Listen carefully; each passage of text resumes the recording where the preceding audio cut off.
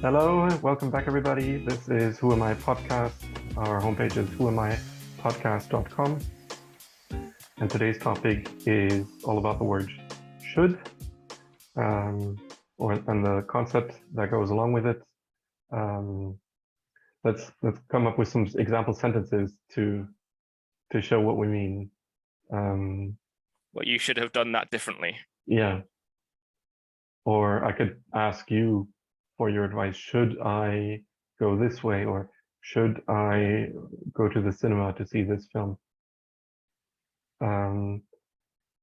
Meanings or usages of should that I'm not getting into today are well, in American English you could say you should go outside. It's a recommendation.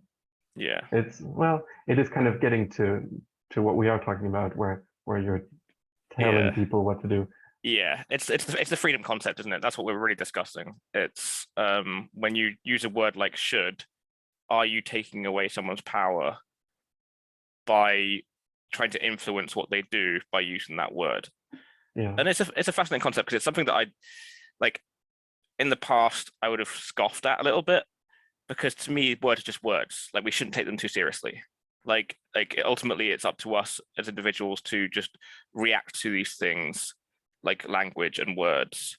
But actually over the last few years I have been thinking about this kind of concept of should,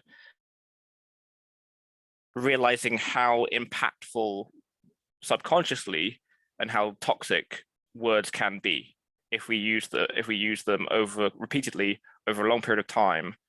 Because it's like positive affirmations. We can use positive affirmations to help ourselves over time become happier, or reprogram or rechange our thought patterns to be more effective or happy in life.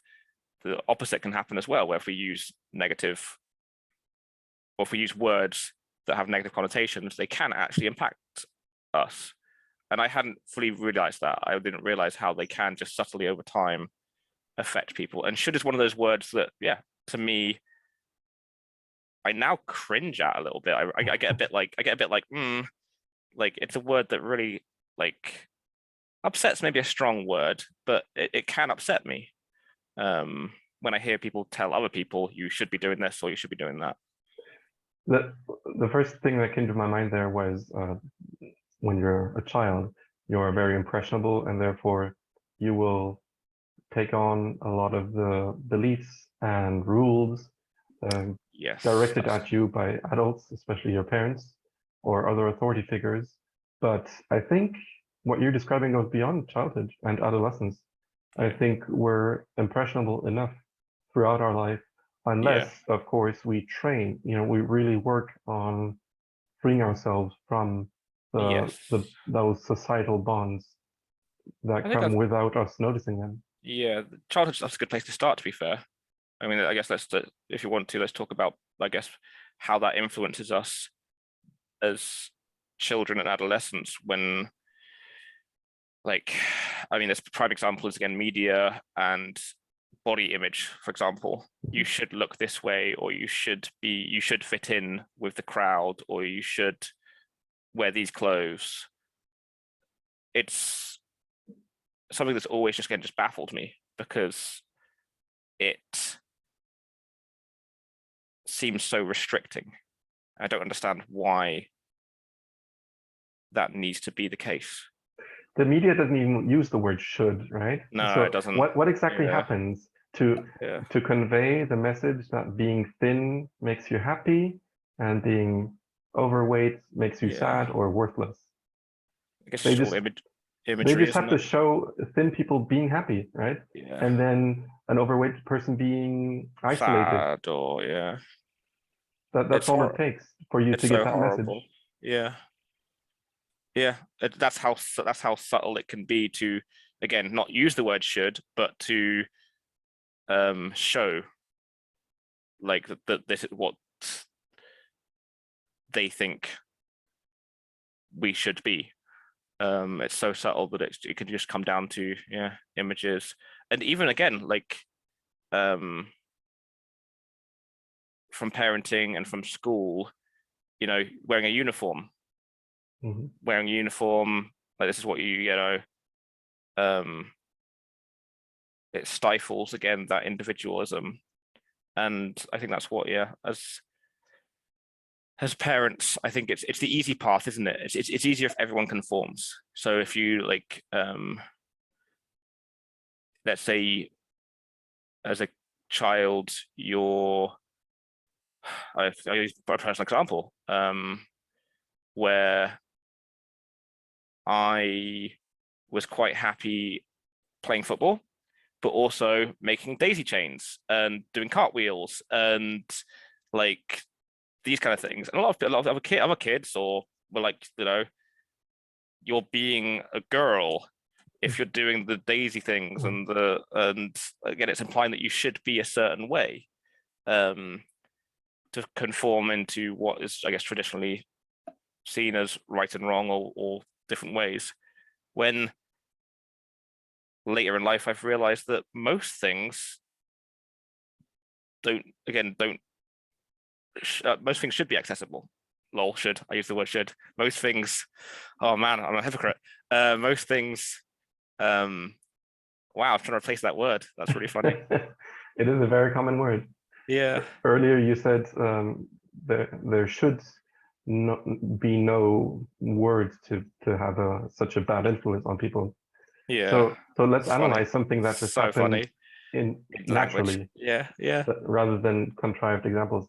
So when you say this should be the case, you are saying the reality is not the way it should be. So it's not like your ideal of the world. Is that what you're saying there? That's fair. Yep. That's fair. Yep. So you have an ideal and it's only in your head. Yep. And it might be unobtainable. It might be totally unrealistic, but Yep. it is something that you want to be the case. Now, Yeah. why do you hope. care Yeah. that there's a difference between reality and idea? Yeah. Why is that something that you want to change or other people to? Usually others are the ones who should be doing something differently and you are doing everything Yeah. correctly because you Yeah. have that blind spot for yourself. Yeah. I think I've seen the unhappiness in myself and others. Well, I guess I felt the unhappiness in myself and I've seen the unhappiness in others. Actually, I've felt the unhappiness from others, again, empathy. Mhm.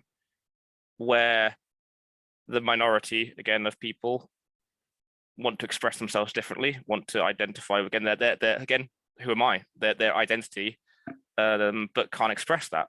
And that becomes very damaging. And I've seen how damaging that is. I've seen that lead to mental health problems, to fears, to ultimately, in extreme cases, to taking their own life. So that's why, to me, I end up using the term should. Like all things should be accessible, or I hoped that all things could be accessible, because to me, again, my perception of reality is that would have allowed me as a younger child and as a teenager to feel happier in myself, and it would have allowed others to be the same. So expectations from other people, Yeah, from let's say the majority or an authority figure, stifle someone's identity so much so that they suffer from that and yeah, might hurt themselves even. yeah. Again, they feel that again it's that right and wrong. Like Yeah. the majority is seen as right, and therefore and again we've talked about it before, where they're really in these situations there isn't necessarily a right or wrong. It's just lots of different things, but society and culture make it so that it actually does appear to be a right and wrong, which again, for my personal opinion, is a lie. Yeah. Because again, we're just being ourselves, and we're not in these situations. We're not harming anyone by. Again, the example for me is again clothes. Like I would wear baggy jeans and band t-shirts and whatever else that had music related and expression of self. And so many people. I mean, so many people were accepting. So many people weren't. Lovely, nice, but again, I got beat up a couple of times just for that, like at school, like just for what I wore, because I should have been the way that they thought was right, I guess. Hmm. So everybody's running around with these ideas in their head about an ideal world, and it causes them pain whenever they discover something that contradicts that. And then rather than change what's in their head, they change what's in the world in front of them. Yeah. But they don't even know, well, they usually don't even know how the idea got into their head. Yes. So I guess if I want my life and my surroundings to be more harmonious, all I need to do is change the ideas in my head, right? Yeah. Or I might even be able to get rid of them entirely so that I am not trying to impose anything Yeah. on my surroundings and other people. I would just be an observer or a discoverer. And I think life can be very rewarding and fulfilling if you're constantly discovering new things that you didn't know were possible or that existed. Yeah. I think that's how children live in the first few years of their life. Everything is new, everything is exciting. They they tend to repeat a lot of what you say, and they love doing that. I'm not sure why. I guess they enjoy fulfilling your expectation. So Yeah. that's not exactly the discoverer I was talking about, but I'm trying to see whether or what we can learn from small children. Oh yeah. Again, there's a lot of intelligence and a lot of wisdom in what and how kids perceive the world before they are influenced by society and again what should and shouldn't be, because that's when they start to grow up. They start to grow up and are influenced by again media, parental behaviors about what is again technically what is perceived as right and wrong in that culture or setting or environment. Where without that influence, it'd be very interesting to see again the behaviors that would take place without the like even for example again it's fascinating is knives and forks, utensils. Mhm. So kids love to eat with their hands, you know, that's how they do it to start off with. Then we teach them to use these things. And actually, if you want to like really think about it, it shouldn't matter. Again, and shouldn't. You're using the terms. To say it doesn't matter in Doesn't my opinion. matter. Yeah, it doesn't matter. Like it doesn't matter. Like, because actually, whatever. Like, I actually from time to time do. I eat with my hands. I eat the food. Like again, not obviously we do for like a sandwich or whatever. But even like again, this is a bit weird. People are gonna think I'm strange. But again, I don't care. Like baked beans, like something like that. And actually, you know, you should be using a fork or whatever because it's seen as polite or yeah. And I'm still at the stage where I'm not gonna do it in public because like the level of criticism would be too high for me to probably be able to cope with. But at home, just you know, it's fun. It's fun. It doesn't stop. Like all you have to do is to go and wash your hands afterwards. Like like it's so yeah. To me opinion, it's so strange that we've created a lot of these um perceived correctness, politeness, or ways of doing things. People like to debate whether it's normal or acceptable to eat a pizza with cutlery or without. Yes. So that's a case where it's just the reversed. Yeah. I use cutlery, but I think most people don't. I use cutlery sometimes. Yeah, I vary, but yeah, sometimes I use Yeah, cutlery. me into it. Just whatever I feel like that. Yeah. You were saying offline that we could use other words instead of should. Potentially. Yeah, again, and maybe that is a way around it. Yeah. So what do you think about words like you are supposed to or you ought to? Again, I guess they still have the same. It's again, it's a difference between an absolute and a variable, I guess. Like the word like could implies choice, whereas should or you ought to or you have to or whatever seems to take away that element of choice. And to me, you know, choice is very important. It's a very important concept. And so if we're using absolute terminology, like should, it shows that we are again imposing our own perspective, maybe too strongly. Maybe there's a middle ground that we can start to use that stops it being so forceful. But then, like, and when we talked again, maybe I'm tangenting here, but we talked a little bit about, you mentioned maybe, I think it was about ways to oh, it's gone now from my head. Ways to change that, I guess, that behavior, and whether it's passive or active, because you talked about being an observer and being and how awesome that can be. But actually, if we want to have some level of impact on the world, and change the things around us for, again, perceived positive, because we can learn, we can know what is right and wrong to a degree. Again, I'll be blunt. I personally believe that more freedom is right. You know, if you're under a situation where you're being told what to do all the time, to me that is seen as wrong. That's just, like, to me that's an obvious. And so having an opportunity to influence the world around you, to help people understand these concepts, like we're doing with the podcast, if they want to come along and listen and whatever, then it will change things. It's not just a passive.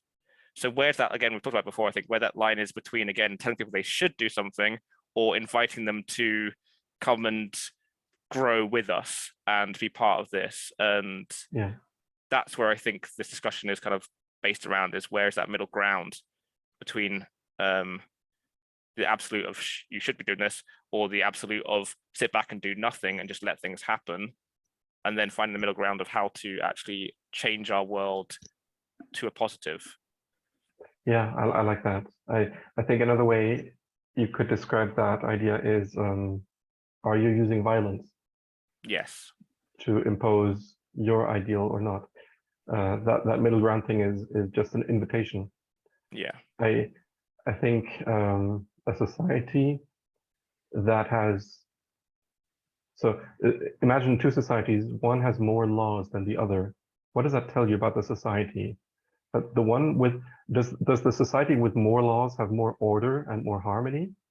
No, I think it's just the opposite. The one with less laws has citizens that control themselves better. Yeah, if they're functioning healthily, then yes. Because again, in that situation, it could go, if they have less laws, depending on the society's history and culture and whatever, it could actually lead to a very quick change in that, a lot more violence, a lot more, I guess, then they would need the laws to protect it. So, okay, yeah, I see what okay. Yeah, I didn't pose the question perfectly, but no, it's okay. I think you get my point. I get your point now that I've gone through it in my head. Are the rules by which you live your life external or internal? Yeah. And ideally, we would need no external impact, which is usually force or violence, or the threat of violence, which often is enough. But we would just need, I don't know if you could call it discipline or just voluntary harmony, I guess. All right, as you know, I like to always talk a bit about linguistics in our topics, and with words like should or ought to or supposed to, they're usually used with you. You know, you should do this. But what about, is there any other person involved in this action of shoulding? We could say, so if you should do something, then you're the shouldy, and who's the shoulder? They're usually not mentioned, but in my opinion, whenever there's a shoulding going on, then there's also shoulder, or maybe it sounds more relatable with the word suppose. If you are supposed to do something, we usually say if you're supposed to do something. Well, it helps if you say you are supposed to do something. Then there is supposing going on. You are the supposee, Yeah. But there's always also a supposer, but we don't mention the supposer True. well, I'm not sure why, but what is the thing that we're using as a template of what you should be or should be doing? Interesting. I like that a lot. It's a concept in our mind, but it Yeah. originates from somewhere, right? I didn't come up with using utensils to eat. Yep. So I was given that. I was born into that system, just like I was born into a set of laws and into an economy. And now I'm suddenly expected to work by the same guidelines as generations before me. Well, what if there's an alternative? Well, we don't do that though. Okay. But do you Yeah. know why? Do you know where that ever came from? It's just tradition. You know, sometimes I even question traditions that I do enjoy, like Christmas. Yeah. Do we have to do it that way? Do we have to do it then? Do we Yeah. have to spend money and trying to fulfill each other's expectations without knowing them sometimes? Yeah. There's a lot of deep psychological and emotional like influence if we don't like from these, say, traditions, like that just go on for generation and generation, when actually people don't enjoy them, they don't actually make them happy. Like, again, Christmas is a prime example.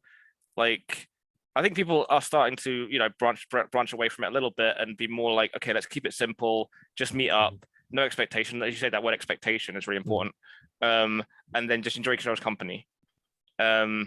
Because like constantly, like 80% of people that I know seem to be miserable around Christmas.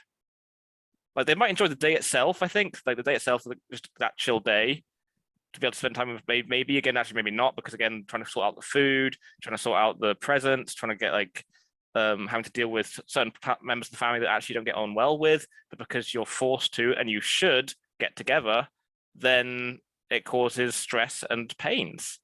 And that obligation to do things when you don't necessarily want to, I personally believe, yeah, it's very controlling and very toxic.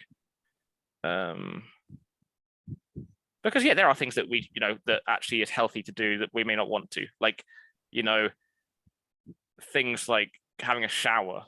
Like, actually, if you don't shower for a certain amount of time, it's going to affect your health. It's going to affect things.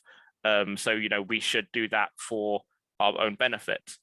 There are actually positive shoulds, I guess. I should take my medication. Like, that is something that I should do, because without that, my health degenerates. It's finding. I'm going on a tangent here. Let's go back. Again, like the family obligations for Christmas traditions. It, to me, again, it just seems very unhealthy that we have to keep repeating these patterns. And I think a lot of things that we should do have the intention of us surviving and avoiding pain. I can't think, just as you were talking, I couldn't come up with any example of something that you should do that you don't need to do. You should be having fun. Well, that can happen. But if someone says, "Hey, we're at a theme park, you should be having fun," then yeah, having fun isn't necessarily a survival thing in that context. It's more of a fulfilling an expectation. yeah. I guess So- there is loving shoulds. Like, again, if I've been stabbed and someone's like, you should go to the hospital, Yeah, like, it's because they care. They're not trying to enforce a negative upon me. They're trying to make sure I go get the care that I need. So I right. guess there is. So there are things that we should do in order to survive, like the shower example and the stabbing example. And then there are things we should do in order to fulfill someone's expectation. Okay. Yeah. And the expectation thing is similar in nature to survival, but maybe not as obviously. Survival is we often think of as something physical, right? You're Yeah. bleeding or you're infected, and that needs to change. Yeah. But let's think of mental survival, which is imaginary. Yeah. If I identify with I don't know, but men should have short hair. You know, if I and then if I let my hair grow and someone says you should have short hair, you're a man, then or if I no, let's make it simple and say I think to myself, I'm a man, therefore I should have short hair. Why is that so important to me? Well, because of the thing that says men have short hair, women have long hair, and I identify as a man, and if other people might think due to long hair that I'm not a man, then my identity as a man is gone, and I cease to exist as Yeah. that. And so that's like dying. Yeah. Your identity is invalid, basically. And so, like you talked about a few minutes ago about trying to find the root of these things, where they come from, will help debunk them, will help us realize that actually most of them are just laughable. Yeah. When you do find and when you learn from other cultures, when you see other cultures do the opposite, Yeah. and that they value, again, use the same example, a man who has long hair, and that they're seen as more, as more manly, maybe because they've braided it up Viking style or whatever, and that they're seen as like warriors and like or beards. Or Beards, I beards. think, is a very good example. Yeah. There are some cultures where if you don't have a beard as a man, you are effeminate, to say the Yeah. least. And it shows you how much of everything is perspective. It shows you how much that the way we perceive things is what defines it. And therefore we have a choice. We have a choice whether we want to follow that definition or move away from it, whatever feels happiest or most comfortable for us, and our identity. And I think Right. most people fear causing a fuss and change. Therefore, things don't change because, again, of fear, of standing above the crowd, of changing the tradition. And that's, again, that to me, that's a real shame that we're in that situation. But through most of history, there are always the subcultures that push against the status quo, that try to be themselves, and influence the mainstream to sometimes, again, in a forceful way by anarchy in the UK, or like showing it, like trying to be really outspoken, and sometimes just doing it, living their life as they are, and it helps show other people that it's okay to just be whatever way you want to be. Yeah, I think diversity can be a real asset. It really is. Right. So you're talking about conformity. You don't want to make a fuss so that you don't get in trouble because, like we said earlier, the majority or some bully doesn't like it when you stand out, and you are basically claiming that they're doing something weird or wrong. When you conform to other people's expectations, it's usually at the price of losing your own identity. You usually suppress what you would naturally do or want in order to fit in and not cause a fuss. And if that goes on long enough, then you lose yourself, and not in the good way of losing yourself in something, but just having no more concept of who you are and what you want. You become very dependent, and that can lead to depression, and it can lead to you doing stupid things, like killing other people. I think well, I'm not talking from experience, I have no military experience, but a soldier, I believe, has to be broken mentally by his superiors in order for him to believe stupid things like it is good to kill this other person. It is usually for the greater good. Like, I know that I'm doing something bad that I would never do if I were, voluntarily or by myself. But since everyone's doing it and people in authority are saying it's okay and it's necessary and they might even say it's moral and valuable. I mean, that is a tough debate in itself, to be fair. But Sure, yeah, sure, I'm oversimplifying, but yeah. I don't know. I don't understand how someone could kill someone and think it's a good thing to do, even though I have friends in the military. You know what? That should be our next discussion, because I have a whole bunch of things about that, like Sure. the nature of yeah, killing and whether it's a good or a bad thing. And I'll probably come across as a bit mental, but it's something that I've looked into and meditated a lot on, Okay. about when's the right and not right situations to actually or could be in if you were in those situations, again, like defending your family, or again going to war for various reasons, whatever. I think that's it's a very interesting concept. Again, about identity, because again, it's finding out what your parameters are as an individual if you were put in these extreme situations, because you don't know until you do. Yeah, that's right. I don't know what I would do. Yeah. But right now So, I can say I don't identify as German. yeah. I have a German passport, and I'm grateful for the access it provides me. Yeah. But I am not patriotic. Yeah, likewise. And I'm not putting people down if they do feel patriotic. It can be a healthy way of, you know. It's a bit like what I said about Christmas. Like, I enjoy celebrating Christmas, and that's a nice tradition to have. But nationality is similar because it's a tradition.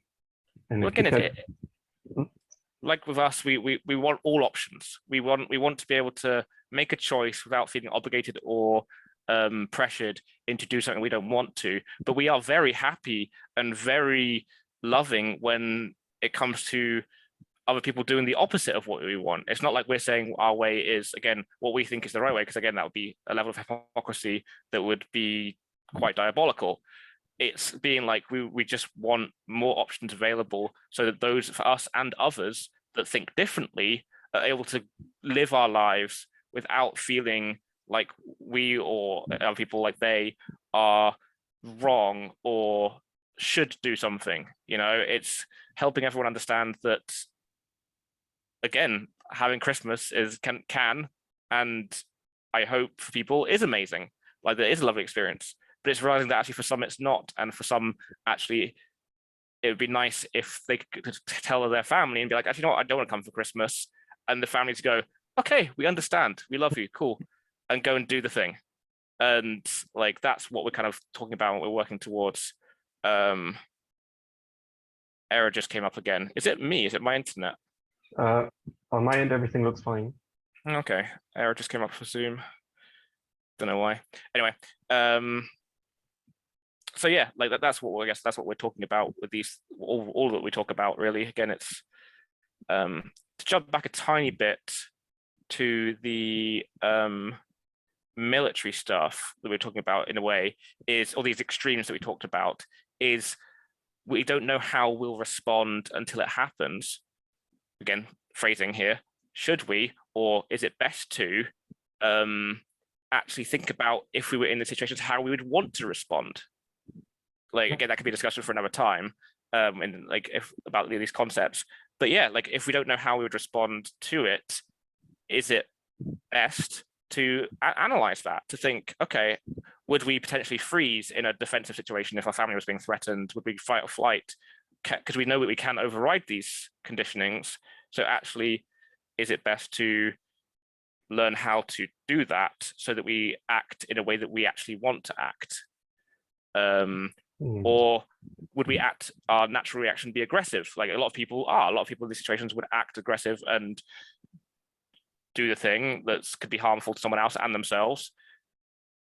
Is it best for them to program and think about how they could not act that way, because it might escalate the situation? Again, there are a lot of variables that in a specific situation we don't know how all those things would come to play, but we can actually have the opportunity to, at least that's what I do anyway, is to think about how I would respond and would want to respond in these situations. Again, I've gone on a tangent a little bit, but it's just interesting for our next discussion. It's an interesting question. I find it a very tough question. Yeah. Because the the direction that I'm trying to go in to be more at peace is to become more spontaneous Yes. and intuitive. And so planning for a hypothetical situation, for a It's the possible opposite future. of that. Yes. Yeah. But I Because do see again, that's some value. overanalysis. It's overanalysis Yeah. that can lead to spirals of overthought and lead to, again, not being, as you say, spontaneous and intuitive. Yeah, that's intriguing.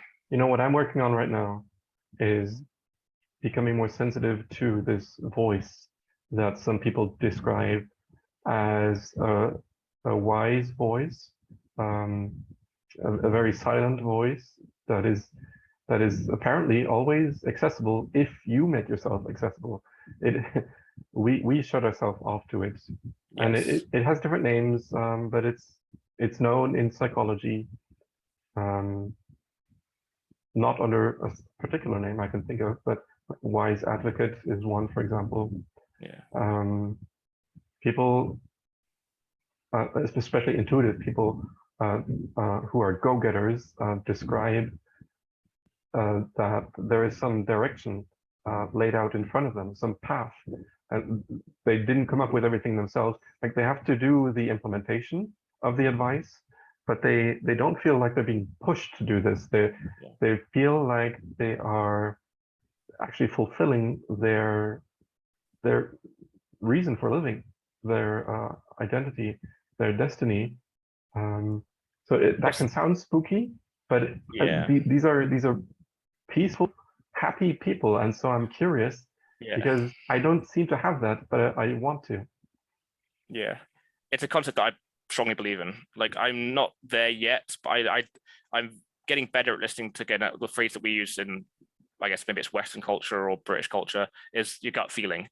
It's listening to that, like, internal, again, voice that tells you how to respond in a situation before you start overanalyzing or using other factors. It's like, it's there before everything else. And then if you do that before everything else happens, that will be the most optimum way of doing things. Because what's fascinating by it is that we have all these, again, conditioned ways of doing things, and we think that we should do something one way in one situation and another way, and should do it in this situation. But actually, following our gut, or the wise person inside, our self, our intuition, will know what to do in any situation, and when we do it, the optimum. And it could be completely different response to a very similar situation. So like we talked about with, if your family is being attacked, your intuition would tell you, and you'd sense that you have to try and de-escalate the situation. You have to try and get this person, talk to them, try and de-escalate them. In another situation, it might be to attack. It might be to this, actually, there's no way to de-escalate the situation. So I have to respond in a way that will diffuse that person with aggression or violence, whatever way we want to kind of word it. And our intuition would know that. And that's difficult. That's difficult because, again, it requires a level of, again, intuition that is difficult. It's difficult to try and deprogram all our different internal conditioned beliefs, I guess, systems. Right. So one thing you were saying there is we need to judge situations on a case-to-case basis, and that is very opposite to what law does, right? Law, from what I understand, lawyers and judges try to find the one right formulation of how things should happen and not happen. Which I think is silly. I guess is one way of dealing with society's problems, but what you were describing sounds a lot better. In my ideal society, people would be in charge of their own behavior. They would not be afraid of breaking rules and suffering consequences, but they would have a much more positive motivation for doing things and not doing things, because of the happiness that it brings them. And also, if they're empathetic, which ideally they would be, allowing other people to be happy. and not preventing their fulfillment. But we're far from that. Yeah. I guess one way for a society to heal would be if everyone would do more work on themselves and become more sensitive to that inner voice. And that inner voice, I believe, is something that connects everyone. I don't know how. Yeah. I guess metaphysically somehow. Yeah. And it's something connected to nature. You know, other species seem to have an innate drive to do whatever is best for their own survival and the survival of the entire species. But humanity is able to build machines and weapons that will, by the push of a button, destroy everything and everyone that lives on Yeah. this planet. It is crazy. So where does this great power and destructive power come from? Yeah. Well, because we're able to build things in our minds rather than following the voice and the drive that would make survival Yeah. personally and collectively possible. I do love that, again, the nature thing, where again nature is violent and chaotic, but again, as you say, the species, there are certain things like, again, the goose thing, I think it is, where they swap places in the flight patterns and honk and whatever to make sure they keep going. I think there's buffalo that will stay at the back to risk themselves for being eaten by alligators or whatever when they're crossing to protect the young. So again, sacrificing things. There's a whole bunch of different things which they will do to protect the species, and we have all those traits as well. But again, we have a level of consciousness which again is beneficial in many ways, but can be detrimental, as you say, because we then shut off that survival of the species instinct and curiosity. What happens if we create this, or how do our nation survive over another nation? Again, we've got all these divisions that we have that then mean that we have forgotten that we're a species, that we're humans, that we're actually connected all together and not separate. And that's what is forgotten. That's what's forgotten. It's forgotten that we're actually connected. And therefore we just like, oh, we must destroy the other because that they're detrimental to our survival because they're different and have different beliefs. And then it's just like, just blows my mind. This reminds me of something I keep seeing in Star Trek episodes, but it's also true about what's really going on in the world. For a lot of people, the only reason to be united is when they have a common enemy. So we're constantly fighting. Oh my goodness, yeah, it happens so often. It's happened so often in nations where the only thing that actually ends up uniting them is hate for someone else or another group of people. It's quite sad. Einstein said that the level of mentality that a person or a group of people had when a problem was, came into being is not enough to find the solution to the problem. You need to elevate the level of mentality, or whatever that means. Like, so you need to find ideas that are outside of the regular search space that you would have. You need some kind of innovation. You need to break out to find solutions. And I am not a historian or an anthropologist, but I've heard some TED Talks on the subject that people's had leaps in mentality that help them to create more peace and more harmony among themselves and their neighbors. And so I think that that's a great example as well to guide us and to give us a bigger picture, because we usually think we know it all. And therefore we know what is possible and what is impossible. And if something to my mind is impossible, then I won't even try it, right? Which is actually stupid because it is impossible for me to know what's impossible. Yeah. Well, that's kind of a contradiction, but well, again, contradictions and paradox are important. They're interesting things that should be studied and we should be comfortable with.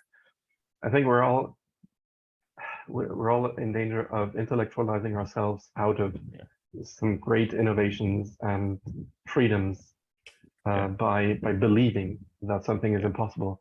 So rather than just solving or working through things in your head and then hitting a wall, we should just do more of testing and experimenting, and then find out that, oh, actually there is no wall, and there would have been a solution if only I had looked there.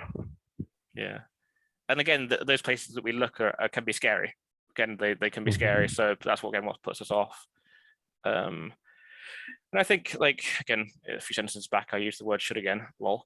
But I think that I think as a society, again, there's a lot of polarization. There's a lot of changes going on, rapid changes. But I think a lot of people are realizing the concepts we're talking about, and it's that, and they're trying to break down the barriers again between nations and between these shoulds and should nots, and it's finding a way to unite us all. Like, that's the next stage. That's like we're all awakening to these concepts, and we're already like becoming happier. Like a lot of us are becoming happier because we're realizing that our identity is the most important thing there is, and that once we get that sorted, once we are comfortable and in touch with that, it brings a lot of happiness. And then it's, what do we do next? And that's a lot. That's what we're doing. We're discussing it. We're talking about it. And I don't know what the answer is to, again, what comes next. But there has to, let's worry about that when we get there. We still have a lot of work to do. Yeah, well, yes, but we could also, again, open that door before, like we just talked about, like, if we find the solution of, again, creating small communities, is that, discussing it, like, within amongst these more open-minded people, and we're doing it through the internet, and that's great. Like, again, people are connected that way, but it's, again, finding a way to physically create those communities as well and establish more societies, because we can't change nations. Like, that we could try, we vote, we try work together, we run for, we can run for, like, local governments, we can do these things and make those changes within nations, but that's a very singular way of doing it. It's like, okay, that there must be, or I hope there is, other ways to break out of these shoulds and should nots, so that we're all just in a community where we can behave, again, within boundaries of non-violence, however we want, because I would like to think we can achieve that. That'd be pretty cool. And that's what we're working towards, and I think we're doing a good job as a society, as a humanity species. I think a lot of us are getting there.